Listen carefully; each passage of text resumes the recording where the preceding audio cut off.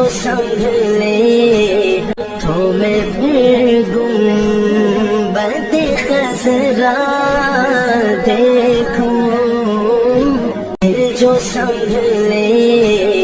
حضرت سلمان رضی اللہ عنہ کہتے ہیں کہ نبی کریم صلی اللہ علیہ وسلم نے شعبان کی آخر تاریخ میں ہم لوگوں کو واعظ فرمایا کہ تمہارے اوپر ایک مہینہ آ رہا ہے جو بہت بڑا مہینہ ہے، بہت مبارک مہینہ ہے، اس میں ایک رات ہے شب قدر جو 1000 مہینوں سے بڑھ کر ہے۔ اللہ تعالیٰ نے اس کے روزے کو فرض فرمایا اور اس کے رات کے قیام یعنی تراویح کو ثواب کی چیز بنایا ہے۔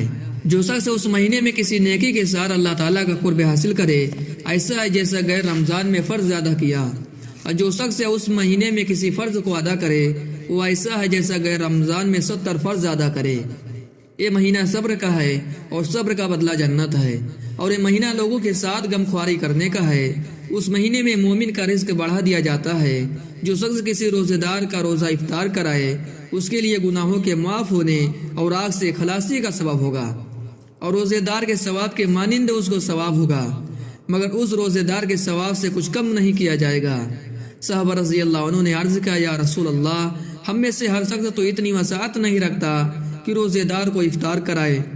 تو آپ صلی اللہ علیہ وسلم نے فرمایا کہ پیٹ بھر کھلانے پر موقوف نہیں، یہ ثواب تو اللہ جل شانہ ایک کھجور سے کوئی افطار کرا دے یا ایک گھونٹ پانی پلا دے، اس پر بھی مرحمت فرما دیتے ہیں۔ یہ ایسا مہینہ ہے کہ اس کا اول حصہ اللہ کی رحمت ہے، اور درمیانی حصہ مغفرت ہے، اور آخری حصہ آگ سے آزادی ہے۔ جو شخص اس مہینے میں ہلکا کر دے اپنے غلام و خادم کے بوجھ کو، حق تعالیٰ ثانہ اس کی مغفرت فرماتے ہیں اور آگ سے آزادی فرماتے ہیں۔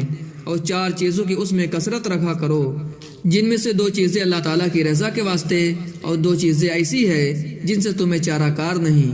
پہلی 2 چیزیں جن سے تم اپنے رب کو راضی کرو وہ کلمہ طیبہ اور استغفار کی کثرت ہے، اور دوسری 2 چیزیں یہ ہے کہ جنت کی طلب کرو اور آگ سے پناہ مانگو۔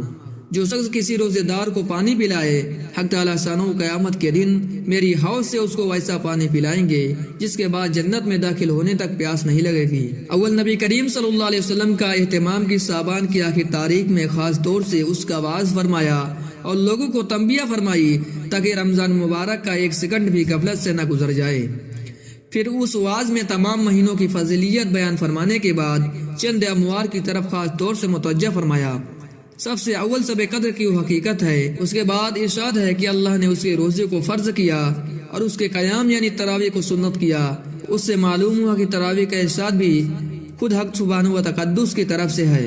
پھر جن روایات میں نبی کریم صلی اللہ علیہ وسلم نے اس کو اپنی طرف منسوب فرمایا کہ میں نے سنت کیا، اس سے مراد تاکید ہے کہ حضور صلی اللہ علیہ وسلم اس کی تاکید بہت فرماتے تھے۔